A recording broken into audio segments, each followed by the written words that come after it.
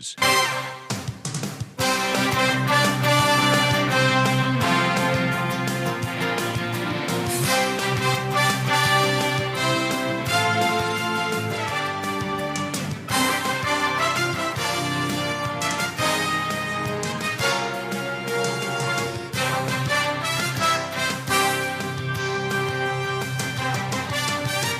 It's midday. Hello, good afternoon, and welcome to Citi Prime News. This news is live from our studio at number 11, Dr. Martin Loop in Adabraka, Accra. My name is Zoe Abubeduado, and I'm here with Wilma Ubuobisa Coleman. Coming up, NPP sacks 4 members, including former General Secretary Nana Ohininto, for publicly endorsing and campaigning for independent presidential candidate Alan Trematin.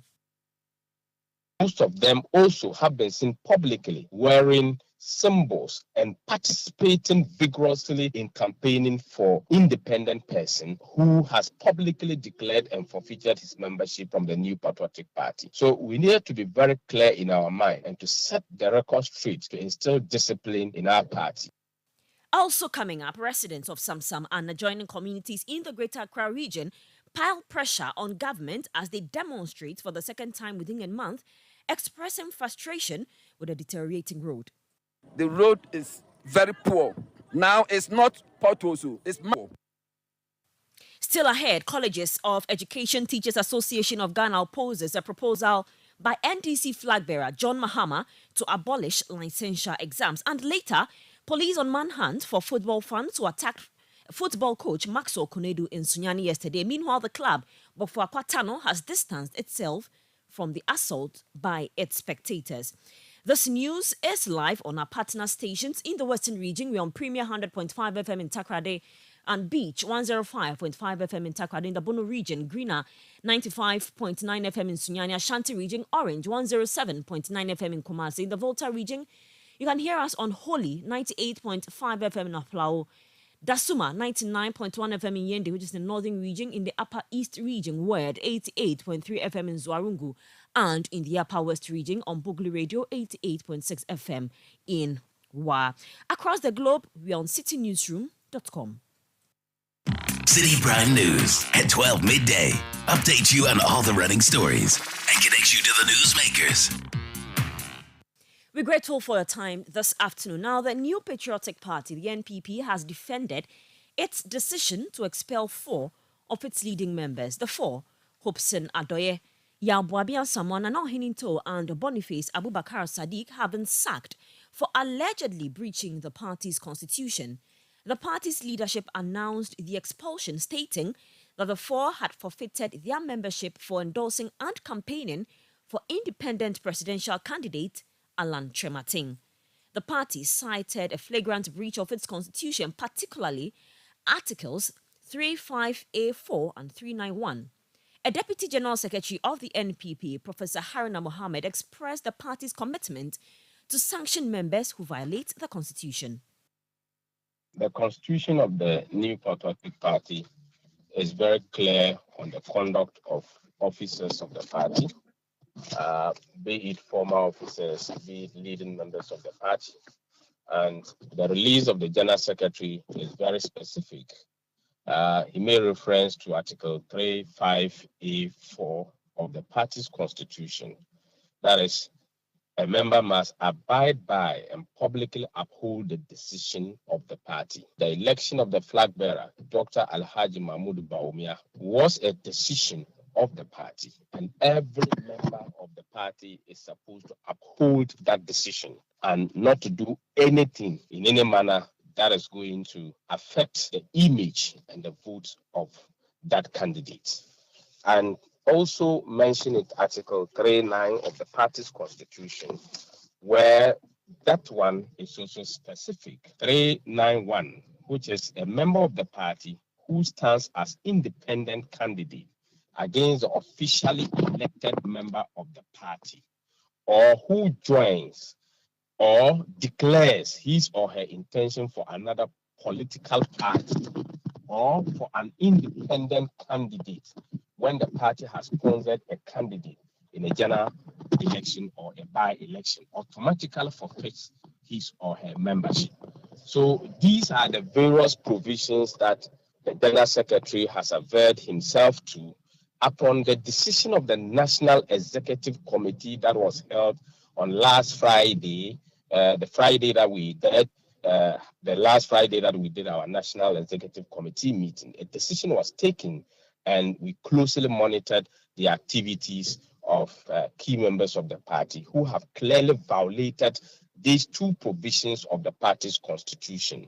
Most of them has publicly declared that they would not vote for the elected candidate of the New Patriotic Party, which is in clear violation of Article 391 of the party's constitution.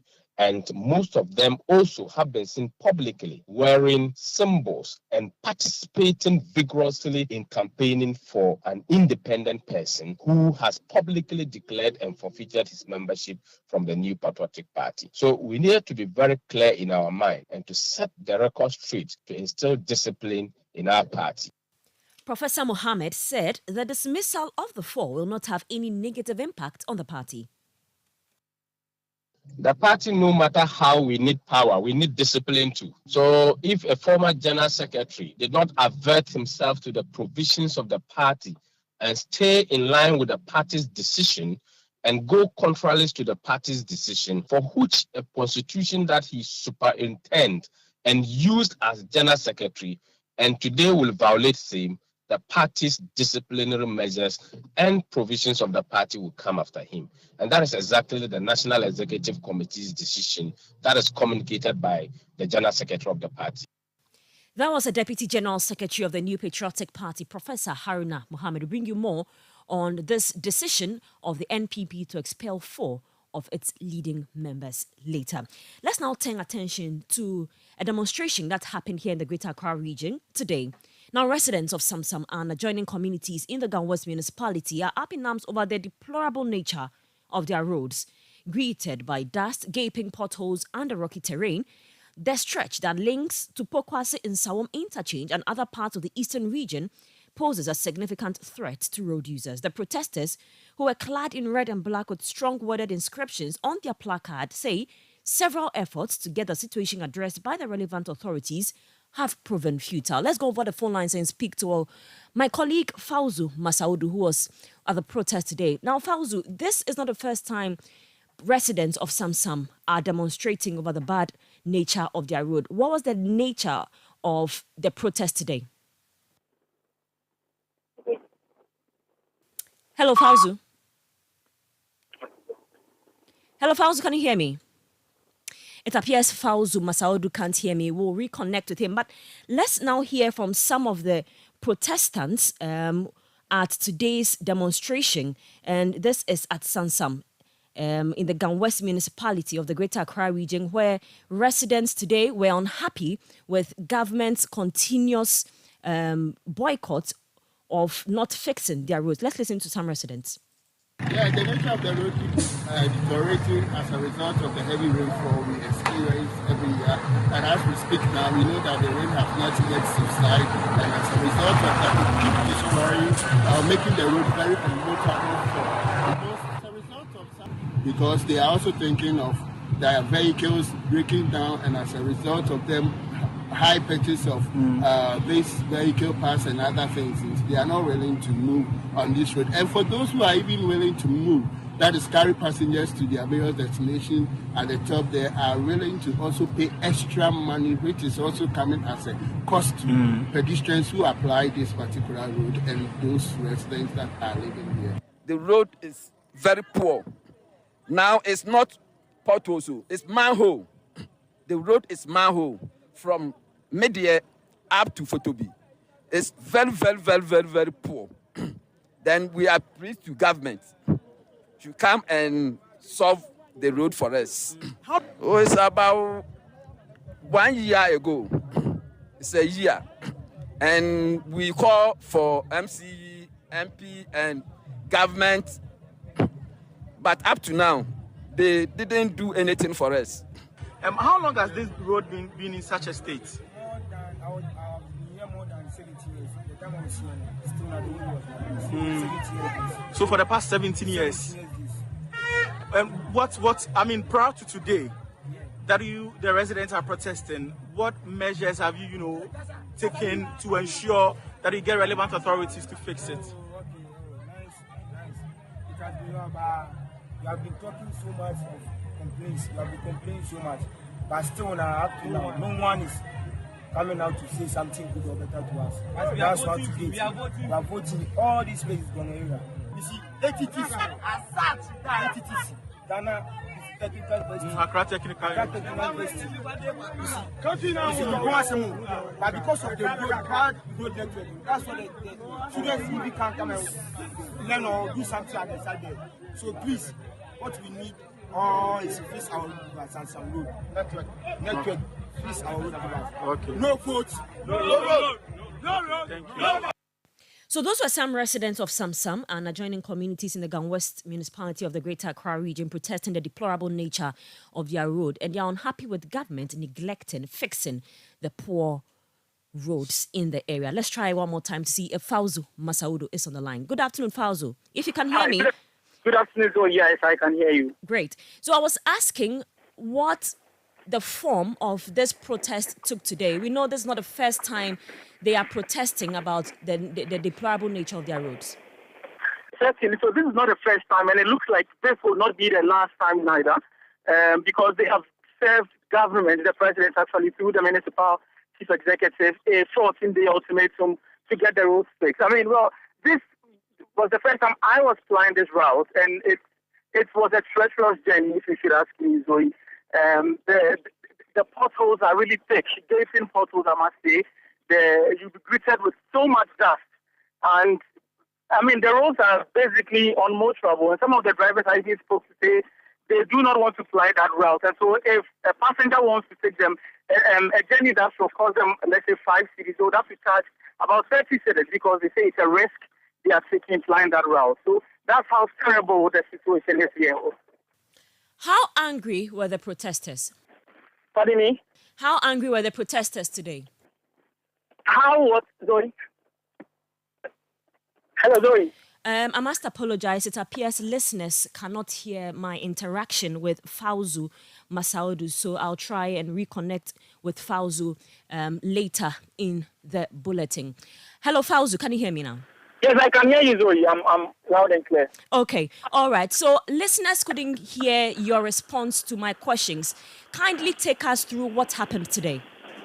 Okay. So the protest started as early as 8 a.m. It started in a community called Fotobi, one of the communities in the municipality.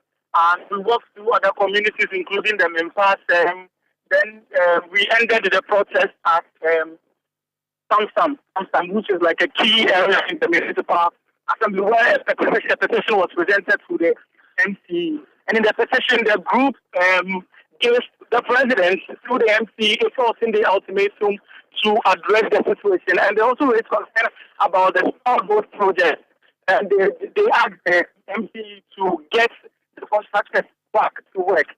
The MC, in his response, made it clear that the contractors have stalled the project or have paused work because of a few health conditions around there. But the people didn't seem to agree with him.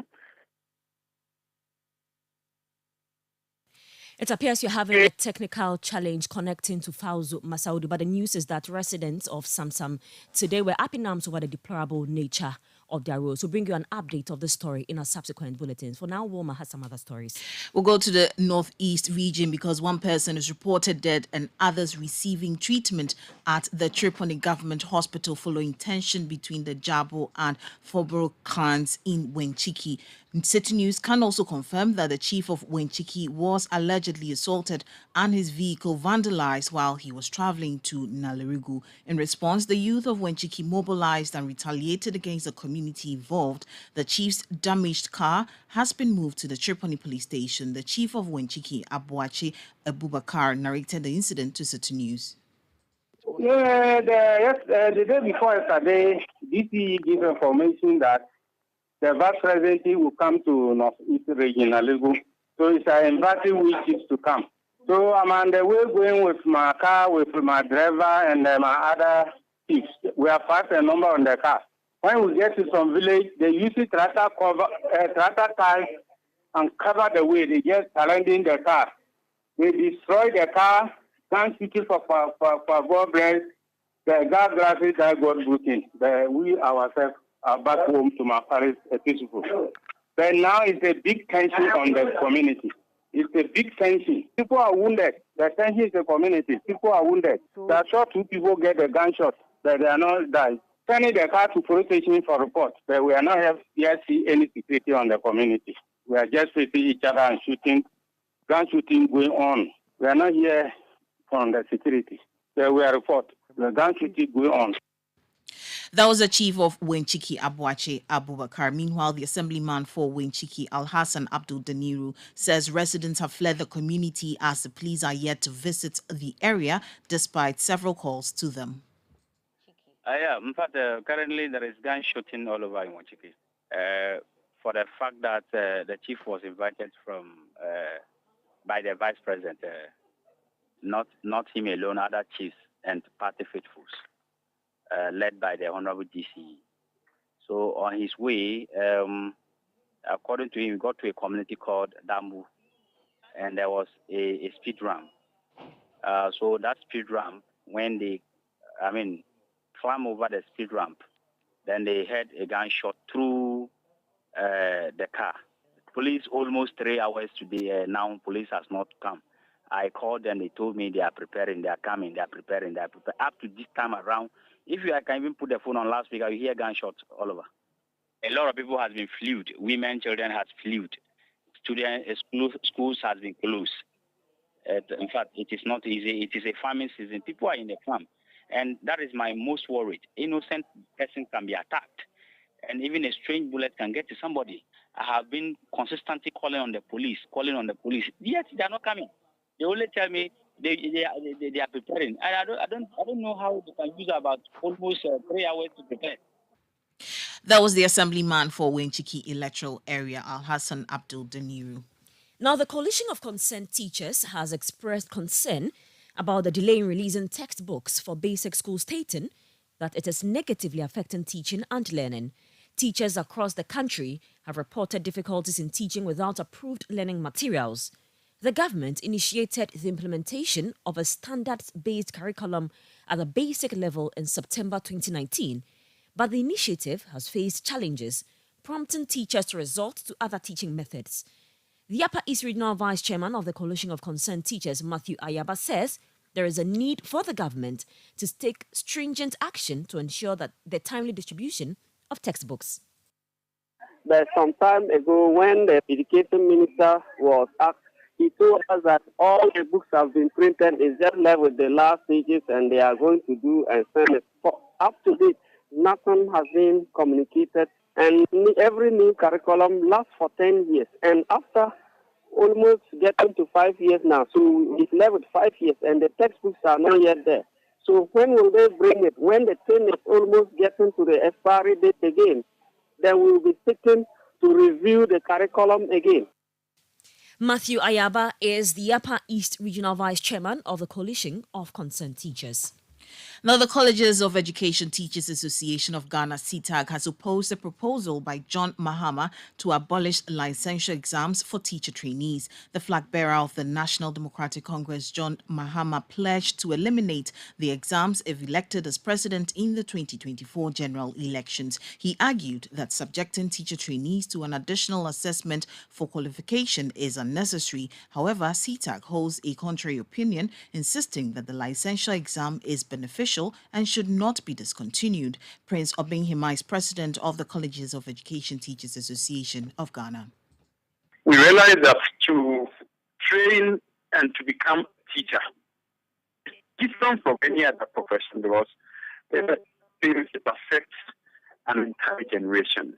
That is why everything should be put in place to safeguard the profession, to ensure that who are entering the profession are ready of the profession and the staff. It is not only students from the College of Education who enter into the STEAM profession. We have people who go through private institutions. I would not like to mention names. Once you are offering your program based on the current curriculum, and for that matter, you are conforming, you are accredited. Yeah, my opinion is that it's something that is good. It shouldn't be cancelled. That is why CITAC, we have pushed that we should implement what we all agreed 2 years ago when we went and had a conference chaired by Elizabeth Ohene, and we agreed, CITAC reps from the 5 public universities, and all of us agreed that the students wanting to enter the teacher education should be subjected to entrance exams. Prince Obinghema is president of the Colleges of Education Teachers Association of Ghana. Still on education, the ranking member on the Education Committee of Parliament, Peter Nochukote, is urging the finance minister to provide a detailed account of the funds invested in the free senior high school program. This follows the finance minister's announcement during the presentation of the 2024 budget, revealing a substantial allocation for the implementation of the free SHS policy. In an interview with Citi News, Peter Nochukote called on the finance minister to provide specifics on the allocation and utilization of funds in the free senior high school initiative. From Office of Government Machinery, that is the presidency, that was where the corruption was ongoing. So for me, they are quoting the figures, but what went into the figure, we don't know. Whether it was for food, it was for logistics, or it was for infrastructure, we don't know. They only quote the amount. And we are going to raise the issue on the floor. The debate will start on Tuesday. Yeah, and I'm sure probably the education, we will have education debate on Thursday. Yeah, so Thursday, we will raise issues in the budget concerning education and demand answers from the minister. First steps they are taking to make sure that suppliers who supplied food to the various secondary schools in the last 2 years are paid. First steps they are taking to make sure that the suppliers of school uniform for 2021 and 2022 are paid.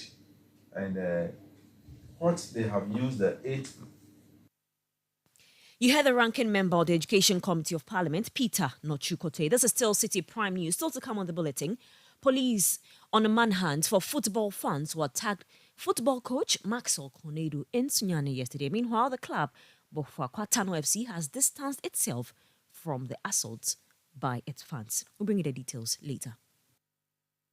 Citi Prime News at 12 midday. Update you on all the running stories and connects you to the newsmakers.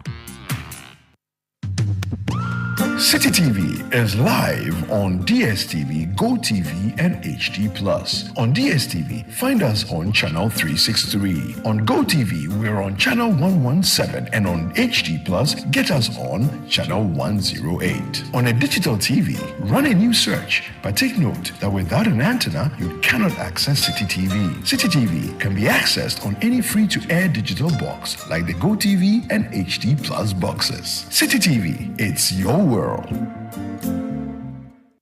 Citi Prime News at 12 midday. Update you on all the running stories and connects you to the newsmakers. Many thanks for staying with us. Now, the Ghana Police Service is on a manhunt for persons involved in the attack on the head coach for Nsoatreman FC, Maxwell Konedu, at the Sunyani Coronation Park. The suspects, identified as fans of Bofua Kwatano FC, attacked Maxwell Konedu after their team failed to secure a win in a match. The Ghana Football Association has responded by ordering a temporary ban on Bofua Kwatano FC from using the Sunyani Coronation Park as its home venue. Brong-Ahafo Regional Football Association Chairman Dr. Charles Osei Anto urged the disciplinary committee of the GFA to take stern measures against hooliganism in Ghana football. Beyond that, yes, here is a temporary one indeed, and that they're going to look into the issues well and be able to put in permanent measures to avoid any future occurrences. Beyond that, I think that the perpetrators should be brought to book. You know, safety at our stadia is paramount, and it is something we have all preached for and preached against violence at our stadia We've done that because I've been a victim before, and so I understand some of these issues. People come not understanding what football means and want to take the law into their own hands. I think that it is unfair, and it pushes away people that really want to enjoy football in this country. We can go after these perpetrators and let them be answerable for their actions. And I don't think that we need to leave this for only the FA to do. Bofakwa has a role to play. Mr. Treman has a role to play. The security personnel on duty yesterday have a role to play. And even some supporters present yesterday also have a role to play. You probably saw somebody throwing a stone. You don't go hiding. Please point out that person. Let's go after him, so that it will serve as a deterrent for others.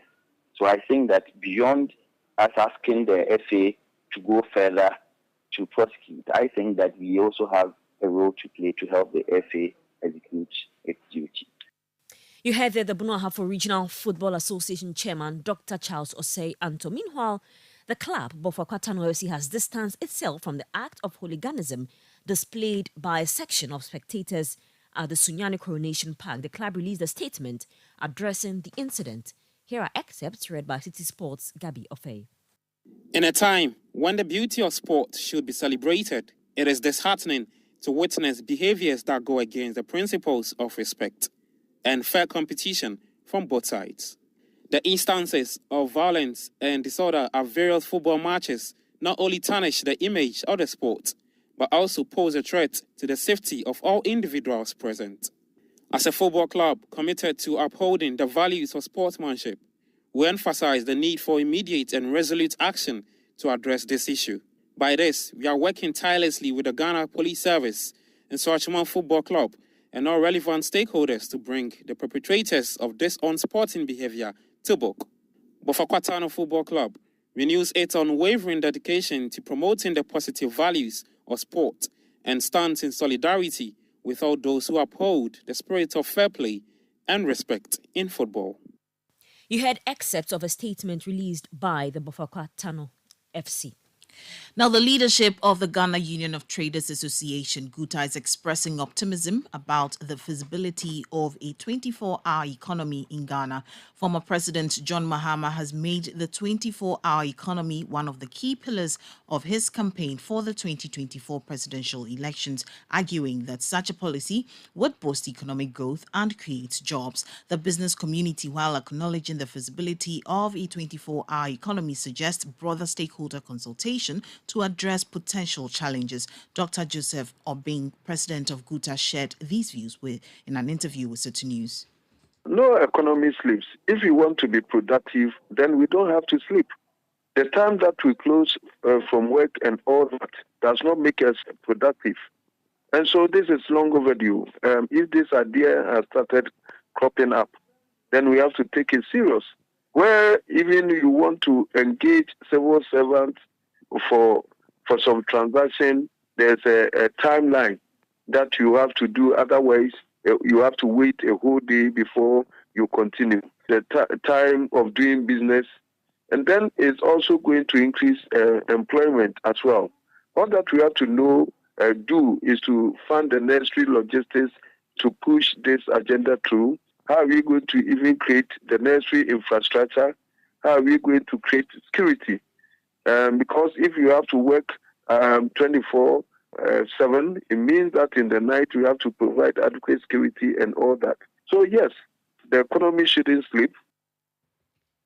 That was the president of Ghana Union of Traders Association, Dr. Joseph Obing. Now, a professor from the Department of Pathology at the Kwame Nkrumah University of Science and Technology has revealed that children exposed to calamity-induced mercury and heavy metal pollutants absorb a staggering 90%, far surpassing the 15% absorbed by adults, posing severe health risks. Speaking at a workshop in Takwa on artisanal and small-scale mining's impact, Professor Paul Poku Sampani Osei urged an end to mercury use in mining, emphasizing its detrimental effect on children's cognitive functions. Citi News' Western Regional Correspondent Akwesi Jainim reports from Takwa. The focus on combating galamsey has predominantly centered on water bodies and forests.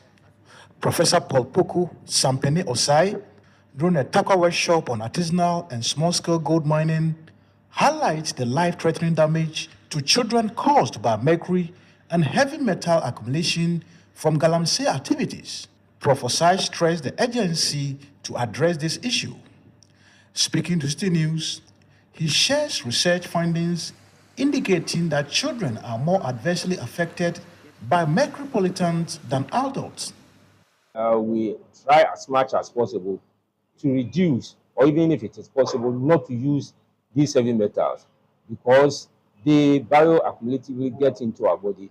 And then when they do that, that is where they cause problems for us. It can also get into the air where we breathe in, and they sometimes find themselves into the food chain, especially cassava.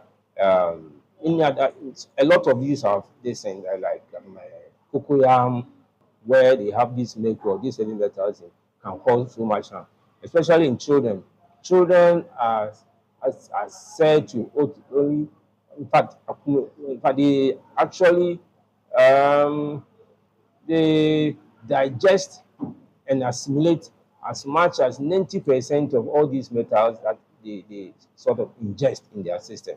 Unlike adults, when we ingest them, we digest and also we actually absorb only about 15% of them. But in children, that's where the problem is. And in children, it can also affect their brain function, that's the cognitive function, and so on and so forth. Stephen Yeboah of Commodity Monitor, advocate for mercury-free gold processing technology, introduced miners in Takwa to the mercury-free gold catcher as a safer alternative. The gold catcher technology presents a unique opportunity for small-scale miners to change the way they work. For a very long time, they've been working efficiently, producing less gold, and even worse still, polluting the environment and actually intoxicating themselves. So this machine, the crusher and the mailer and what you term the gold catcher is here to help. One thing is that this machine works faster. It recovers more gold and it doesn't allow for the use of mercury. So they have a mercury-free way of recovering gold, more gold in a better way. This is critical because we are all at risk. Water bodies are polluted, the forests are polluted, everything is it's being attacked. So this is the best way to really work and ensure that they're able to produce gold without destroying the environment. Napoleon Tando, PRO for small-scale miners in Takwa Center, applauds the introduction of the mercury-free gold processor, highlighting the need for funding support to transition away from mercury-polluting gold processing methods. MC for Takwa Nsayim, Benjamin Kesse, commends Commodity Monitor for building the capacity of small-scale gold miners, emphasizing the importance of environmentally friendly operations. There will be efficiency and effectiveness in their production. They will be able to cut costs, and the more you cut costs economically, the higher your profit, and then you also save the environment for all of us, because not all of us are into this mining thing. So if you produce, and then you secure the environment for all of us.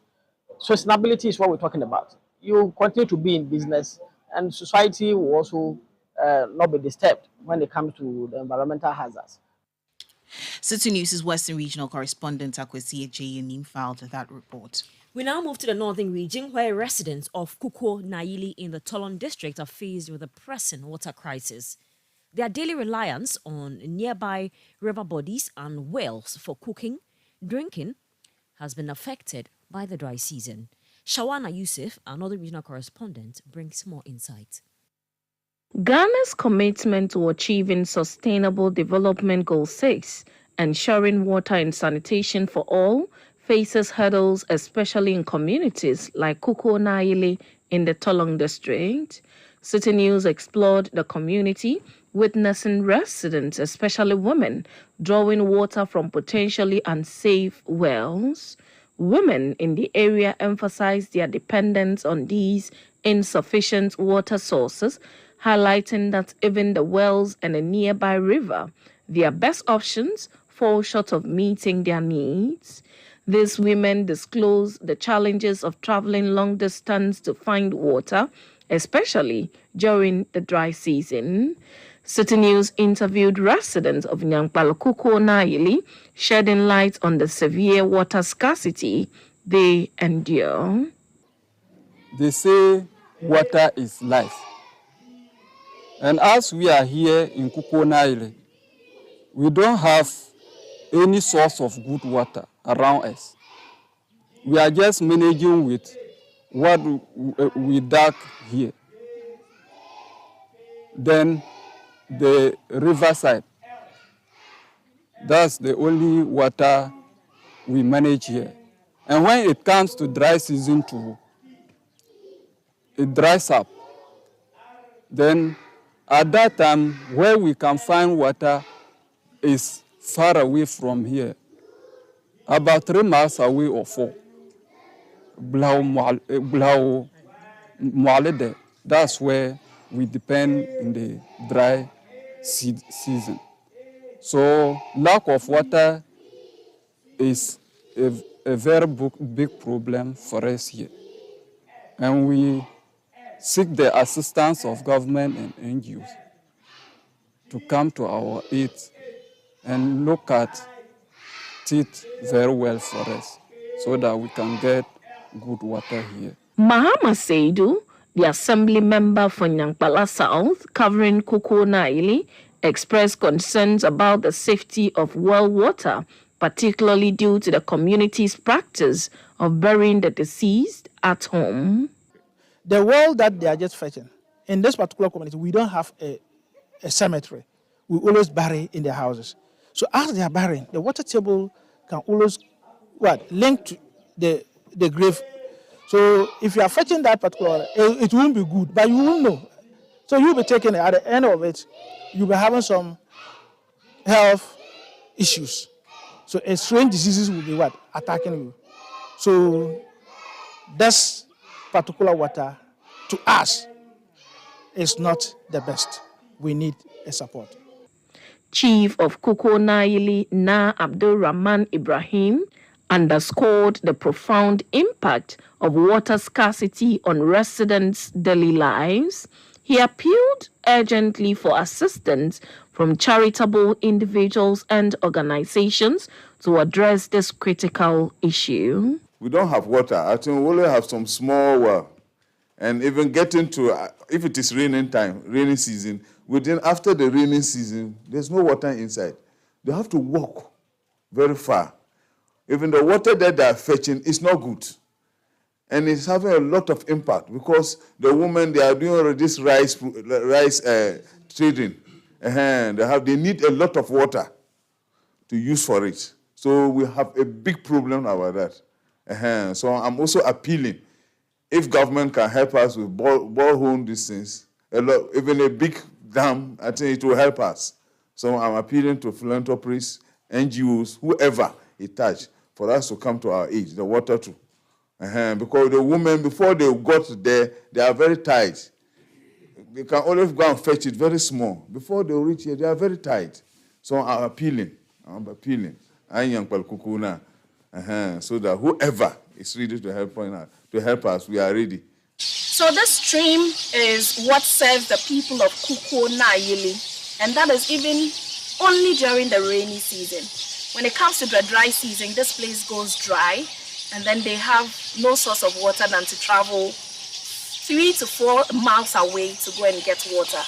But even with this stream, where they drink, they use for cooking and for any other chores that they would need water for, they share it with animals. According to them, there are a lot of toads inside this water, and then they have to walk through a muddy field to get to this place to fetch water.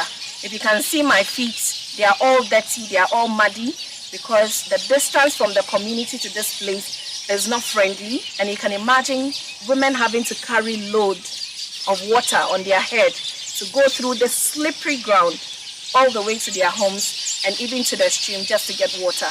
They are calling on philanthropists and government to do something about this major concern of water social amenities. Water is not just their problem. Education, they don't have a facility.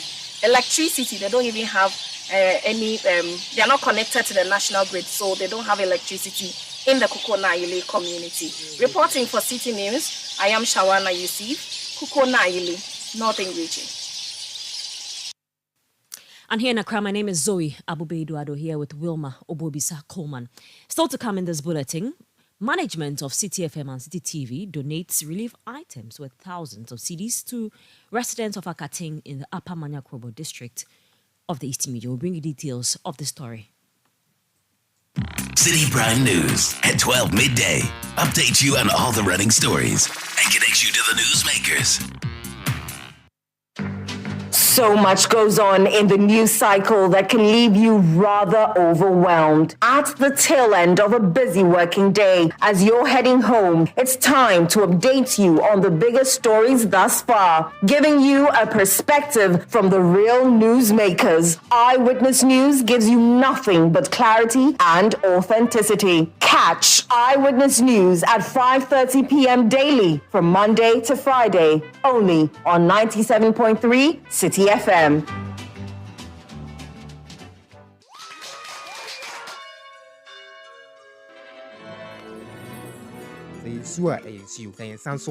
Happy birthday to you. Ashes to ashes, dust to dust. Throughout all life-changing moments, such as graduations, weddings, funerals, think ATL. Log on to atlfabrics.com. Order and buy your favorite ATL fabric. You can also visit our shop at number 40 Kwame Nkrumah Avenue, opposite the Swansea Shopping Arcade at Accra Central. Also available in leading fabric dealer shops in Accra, Kumasi, and Cape Coast.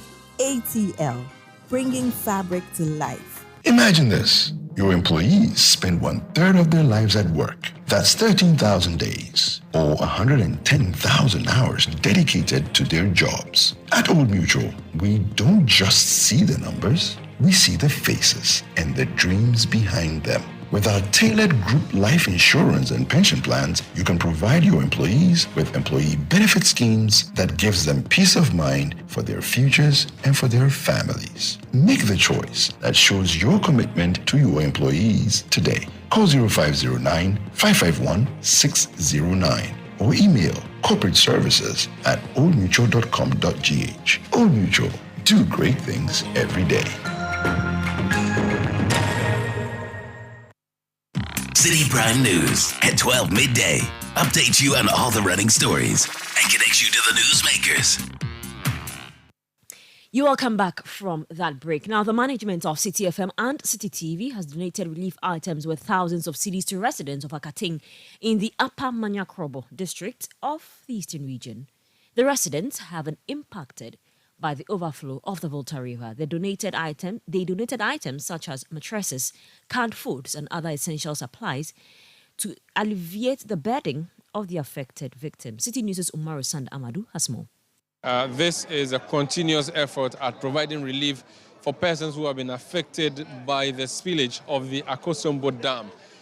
Where we are now is not necessarily affected by the spillage of the Akosombo Dam. Rather, it is affected by the damming of the Volta River.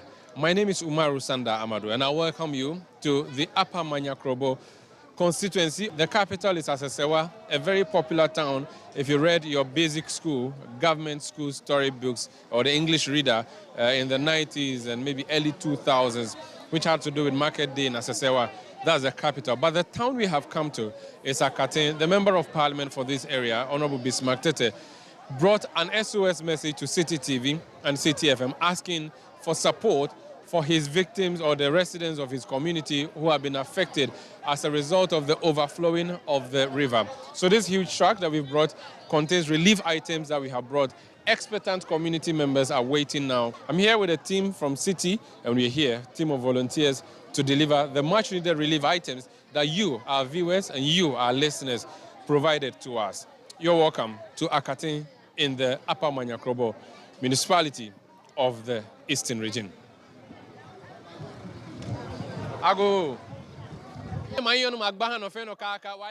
We are here to donate relief items. We will officially hand over the items to your Member of Parliament. He will then distribute them to you afterwards. Cha empty can wakeba say ni hinga nimnile. Loke wakeba e ma chon hina o maje kapwe, ke waje kapwe, ke wala wakpale ke ho ganya. Lo hepen wa ba hi omo no ne. Lo nyechu ka. Well, so the community has chosen leaders that are going to receive this, including the Member of Parliament. I'm going to just see what we are going to hand over to them as leaders of the community for onward delivery to the community members. This is Citi Newsroom on Citi TV. Excuse me. Oh, yeah, here. Okay. Excuse me. Sorry. Excuse me. Okay. Also, we are now doing the formal delivery of these items to the Member of Parliament and selected community members. The head of City Programs, Richard Mensah, is going to do the formal handing over to the Member of Parliament. Richard, go ahead.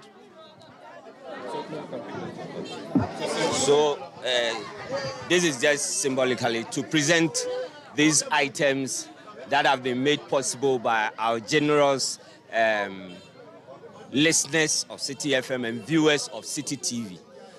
Just so you are able to ameliorate your plight as had been known to us and as you had requested. We've also come here, and it is in that regard that management has empowered us to come and present these things on behalf of management and on behalf of our listeners and viewers to you for onward distribution to those who have been affected by the flooding caused by the Volta River.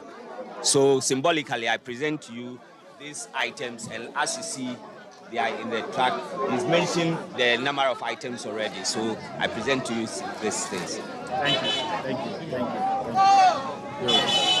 Thank you so much. Thank you, Citi, and thank you, management of Citi, and all your viewers and donors that contributed to making this program very successful. In fact, we are so happy you have come to our aid, and I believe this will go a long way to alleviate the plight of our people. In fact, until you are coming, many people sleep outside without mosquito net, without mosquito repellent. So if you go to my clinic right now, the most disease that people complain of is malaria. And I believe this is going to help us a lot. We are so grateful. May God bless you so that you receive more donations for our distribution to others that are also affected. I want to assure you that we'll make sure these things get to those who deserve to receive your item. We are so grateful. So last list of items that we have brought here. Let me just go through the list again of the items that we're delivering. We have maize, we have beans, we're delivering gari and sugar, mosquito nets. We are delivering canned fish. We're also delivering coal pots, iron pots. We are delivering diapers, sanitary pads, oil, biscuits, drinks, mathematical sets, erasers, pencils, books. We also have charcoal, we have mattresses, we have liquid and powdered detergent, we have mosquito repellent, mosquito coils, we have cereals, we have buckets, we have water and clothing, which are the items that we are delivering to these community members. So the items have been delivered to the Member of Parliament. He has selected a few people to lead him in receiving them formally from Citi FM and Citi TV management. Let me speak to one of the traditional leaders here. Okay. What is the extent of damage when the water came? In fact, the water, at the upside of the stream, the Volta River, the dam, Akosomo Dam, in fact, we have a gradual submersion of the houses. It is not like when they call the spillage that you see the speed of the flooding that is causing at the downside of the stream. That the upside of the stream, we are gradually being submerged. And so the house is being submerged here. We have the flood victim of about 700 plus. That is the statistic of the flooding in the area here. And just about in Akati? Yes, no, in Napamanya. I'm talking about it because we have the statistic, the whole district. And in Akati alone, we have about 450 people, and which represent about 25 houses being submerged. So that is a whole problem that we have here in regard to the flood victims and then the damage that it caused in the area here. Let me speak to the Member of Parliament. You sent us an SOS letter. You said you desperately needed help.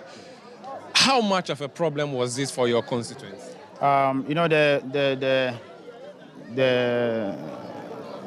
The flooding of the Akate and the river banks have been so devastating for us. It has affected the economic activities of our people. So many people that did their farms along the river, Afram and then the Volta Lake, now they don't have farms. If you turn your back, behind us is the Akaten market. The water has taken about 80 to 90% of the market land. So when you come here on Wednesdays, this is where we are standing. This becomes the market now, and then the homes of other people. You've turned the road into a market. To the market, and homes, all the houses here are used for market activities every Wednesday when we come, because the market is no more there. So Wednesday is a market day? Yeah, Wednesday is the market day. So as we speak now, the market is not doing as it used to be because the space is too small for our people. You see, so this has really affected the economic activity of our people. Like I said, our people just need help to pick up their economic life again. They are willing to work. But until you're coming, nobody has come to our aid, no government donations has come here.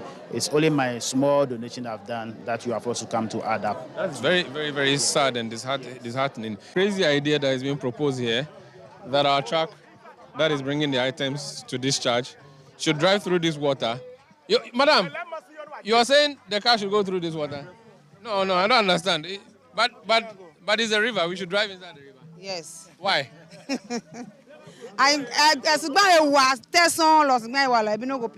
so she says Subanyewa, which means the ground is hard. There's a lot of stones, and so we can. But this used to be what? So this is not the river. Hear me on you.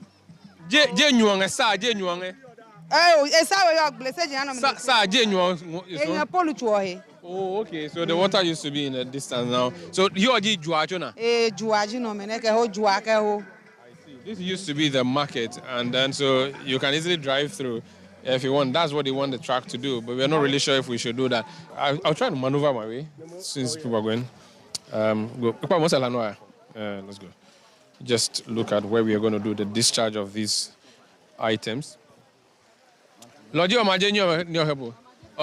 All right, so we are going to deliver the... I see. This is quite interesting. This is where we are coming to discharge these goods to be put in this warehouse for onward distribution by the Member of Parliament. Now, if you look closer, you see that there are sheds that are standing in the water. It's not because they've been erected in the water. They were here before the water. In fact, look at the electric pole. Definitely was not erected in the water. It came later on. So canoes have had to move way forward to be able to access people's homes. People's homes are submerged, and this is the upper side of the Akosombo Dam. We can't go beyond that. Yes, our programs manager, operations commander on the field, insists that it remains here. So we just bring the gates down and then can load them. People will then walk through the water and send it to the warehouse, which is what we are about to do now. Member of Parliament assures us that he is going to do a diligent distribution of the items to the community members. He gives us a sense that he has already drawn up a list of people who are beneficiaries or who should benefit from these relief items that we have brought to them here in Akatin. This is a City Newsroom on Citi TV. My name is Umar Rusanda Amadu, reporting from Akatin in the Eastern region. Now, the Minister of Education, Dr. Osei Educhum, has reiterated the government's dedication to improving basic school education. This commitment involves investment in infrastructure and the installation of auxiliary equipment to create a conducive learning environment. Dr. Educhum emphasized the government's focus on equipping students for global competitiveness across various fields. He made these remarks at the opening ceremony of Education Week in Accra, which centered on the theme Education Delivery for National Transformation, a case study of STEM. The minister assured that there is more positive transformation on the horizon for the education sector. You have one there. Go to Dada in Ashanti region. Other places around the country, including Awasu, these are the schools you're going to see there. These are full STEM schools with 12 science labs, fully equipped to lead the effort of transforming our education system in order for education to transform the socioeconomic status of our nation. The students who are going here are not only doing the traditional courses, they are doing general science, they are doing aviation and aerospace, just like students in America will do. And in case you think that is an academic exercise, take a look at what is happening in our schools, and specifically at the Fiakubi Ampim Girls' School in Ashanti region. About 12 schools have been selected this academic year. They are going to do the same thing that is happening at the Fiakubi Ampim. The era of rote memorization, chew, pour, pass, and forget is over. You heard the Minister of Education, Dr. Osei Edichum. Now, the Minister for Information, Kojo Nkrumah, representing the Vice President, affirmed the government's commitment to investing in education. He highlighted the administration's dedication to aligning educational programs with industry needs, ensuring the students are well prepared for the demands of various industries. We must strengthen partnerships between government bodies, educational institutions, business and industry stakeholders, because it is by fostering this collaboration that we can bridge the gap between the academic theory and the practical application, ensuring that our STEM graduates are not only well educated, but are also well prepared for the challenges and opportunities of the 21st century. Effective collaboration in the space of STEM and TVET programs are not isolated from the realities of the job market, but are tailored to address the evolving needs of industries. This synergy is crucial for creating a seamless transition for our students from the classroom to the workplace. It is in our pursuit of excellence in STEM and TVET, and not to overlook its importance, that we pay attention to this subject of inclusivity. You heard the Minister for Information, Kojo Nkrumah. Now, the Speaker of Parliament, Alban Bagbin, has warned that the House will not be forced to pass the Affirmative Action Bill under Certificate of Urgency. The bill, which was drafted in 2011 with the aim of ensuring gender parity in Ghanaian politics, is yet to be passed into law despite several government assurances.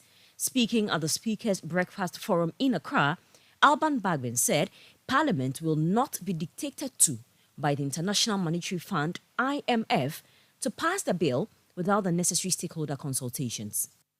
Our country is mostly running a governance dictated from outside. We are refusing to generate our own resources, and we are depending on others to feed us. So he who pays the piper calls the tunes. And so, as I've indicated, even in this budget, you can see the arm of the IMF in a lot of provisions in the budget. And a critical bill like the Affirmative Action Gender Equality Bill has come to Parliament under a certificate of urgency. Please, it won't happen. We won't pass it under a certificate of urgency. There are critical stakeholders we must consult and make sure we go together. We will not be dictated to by IMF. That one, you can be sure.